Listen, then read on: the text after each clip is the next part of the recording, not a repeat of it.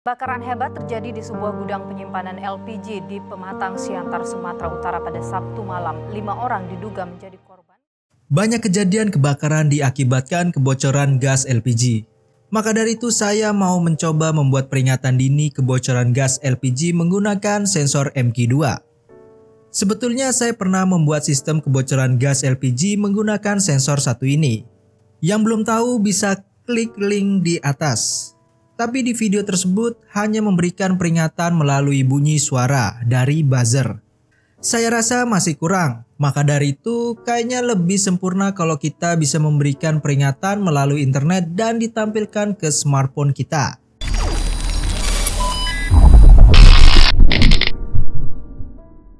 Di sini mulai menarik, kita akan membuat sistem kebocoran gas LPG dengan IoT.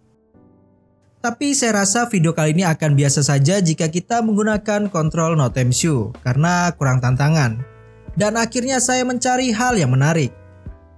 Di sini saya mau membuat sistem yang selain terhubung ke internet, sistem yang kita buat dengan ukuran kecil dan memiliki relay. Tujuannya saat ada kebocoran gas LPG, kita bisa memberikan penanganan pertama, seperti menyalakan kipas angin untuk membuang gas keluar ruangan. Dengan poin-poin tadi, saya mencari kontrol yang sesuai karakteristik. Dari seri-seri kontrol IoT, ESP01 lah yang memiliki board paling kecil. Di sini saya sangat bersemangat sekali karena ESP01 ini sangat masuk ke poin yang kita sudah bahas. Tapi setelah saya lihat boardnya tidak memiliki pin analog untuk sensor MQ2. BTW, MQ2 ini adalah sensor yang beroperasi dengan pin analog, walaupun MQ2 ini memiliki pin digital. Dengan pin analog kita bisa leluasa menentukan nilai pembacaan sensor, contohnya 0 sampai 1000. Sedangkan pin digital MQ2 yaitu bernilai 1 dan 0. Kita juga perlu mengkalibrasi di bagian trimpotnya. Nah, dengan pin analog MQ2 kita bisa setting langsung di code-nya tanpa perlu kalibrasi manual lagi. Oke, kembali ke pembahasan. ESP01 tidak memiliki pin analog. Di sini saya mulai curiga. Karena kontrol seperti Notemsu, Wemos itu adalah turunan dari ESP1 ini. Dan Notemsu, Wemos ini memiliki satu buah pin analog. Jadi saya cek di datasheet ESP01 ini.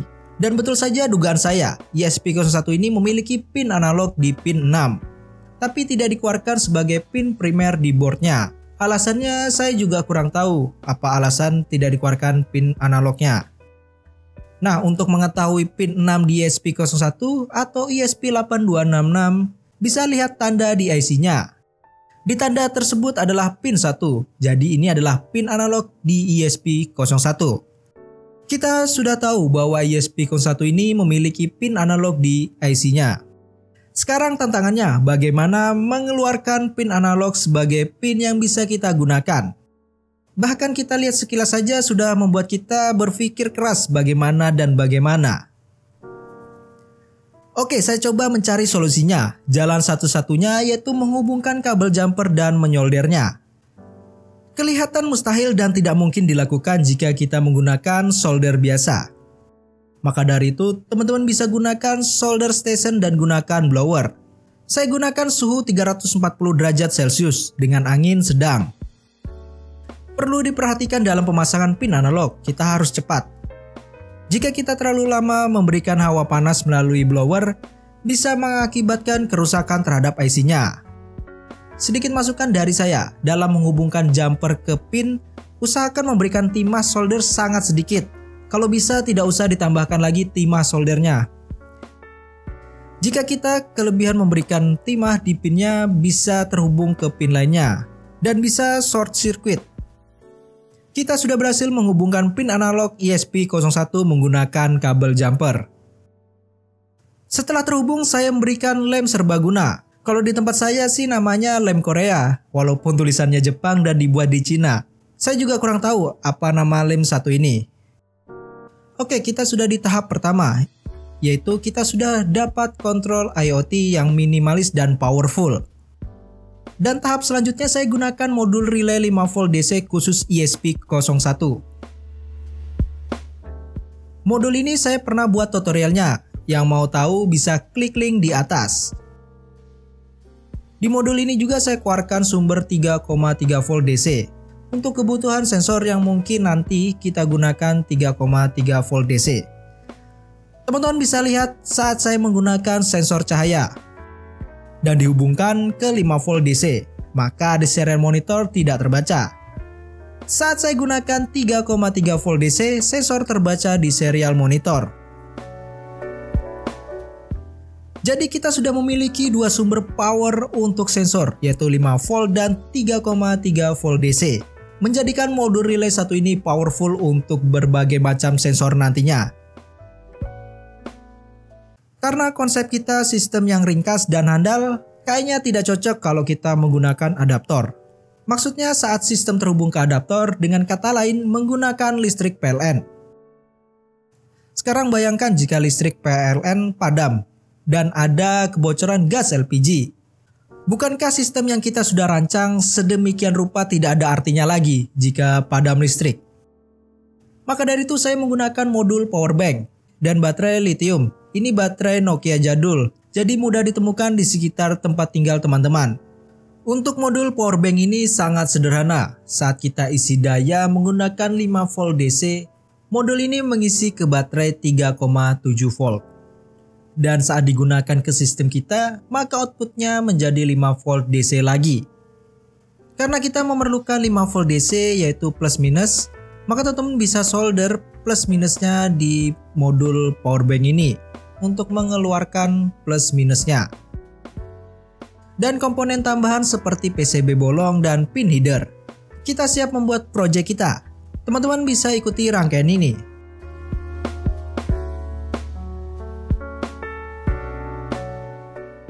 Sekarang kita memiliki dua poin penting, yaitu app untuk di smartphone dan code untuk diupload ke ESP01. Sebelum itu teman-teman wajib lihat video ESP01 menggunakan app Blink. Karena di video tersebut saya beritahu memasukkan library app dan menginput board ESP01 ke Arduino IDE. Supaya video kali ini kita bisa bahas poin-poin pentingnya saja. Jadi untuk basic ESP01 di Blink bisa cek di deskripsi video ini. Kita mulai dari app-nya. Saya gunakan Blink. Klik New Project, beri nama project dan pilih device ESP8266 dan Wi-Fi. Klik Create Project. Ini adalah token yang akan dikirimkan ke email kita yang sudah kita daftar ke app Blink-nya. Token ini nantinya kita input ke code kita. Untuk app-nya kita hanya butuhkan notifikasi. Jadi input notifikasi di app-nya dan kita selesai membuat app-nya. Sangat sederhana sekali. Lanjut membuat code untuk sistem kita. Masukkan library ESP dan app Blink-nya. Sekarang kita akan membuat baris code untuk isi token Blink dan password Wi-Fi dan Wi-Fi yang terhubung menggunakan chart. Jangan lupa juga kita bisa gunakan relay di pin 0. Dan relay dijadikan active high. Untuk lebih detailnya teman-teman bisa lihat video saya tentang modul relay di ESP01. Seperti pembahasan kenapa kita menggunakan pin 0 dan kenapa juga kita harus jadikan active high di relay modul 1 ini. Pembacaan sensor di awal yaitu 0. Dan MQ2 di pin analog 0. Masuk ke void setup. Kita gunakan serial begin di 115200. Setelah itu app Blink akan mengecek seperti token alamat Wi-Fi yang terhubung. Untuk relay dijadikan outputan dan keadaan relay di posisi off. Sekarang ke void loop. Pembacaan sensor akan membaca value dari pin analog 0 yaitu sensor MQ2. Maka pembacaan sensor ditampilkan ke serial monitor dengan format desimal. DEC itu desimal. Sekarang kita menentukan kapan notifikasi dan on-off relay saat membaca gas. Di sini saya akan menentukan value 800 ppm untuk memberikan notifikasi ke smartphone kita. Untuk pembacaan gas LPG itu sesuai standarnya yaitu 300 ppm sampai 5000 ppm. Jadi kita ambil 800 ppm saja. Jika pembacaan sensor di bawah 800 ppm, maka relay off dan tidak memberitahukan ke smartphone. Jika pembacaan sensor 800 ppm, maka akan memberi notifikasi berupa ada kebocoran gas LPG. Maka relay 1 akan hidup dengan delay 3 detik dan off selama 2 detik. Jadi jika mau lama delay di relaynya bisa setting di bagian ini. Tahap akhir tulis blink run. Selanjutnya cek code kita ada masalah atau tidak. Jika tidak ada masalah, upload code-nya ke ESP01. Kita akan tes sistem kita. Untuk simulasi saya menggunakan korek gas untuk tes sistem kita.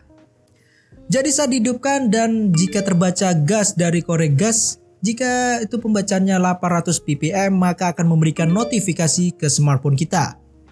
Dan relay on 3 detik dan off 2 detik. Untuk outputan relay teman-teman bisa gunakan kipas atau indikator lainnya. Contohnya jika mau menggunakan buzzer DC mungkin jika listrik padam kan itu tidak ada internet lagi. Nah jadi untuk solusinya mungkin relaynya dijadikan indikator seperti buzzer DC. Terima kasih sudah nonton video ini dan jangan lupa juga share video ini ke teman-teman kalian supaya kita bisa belajar bersama.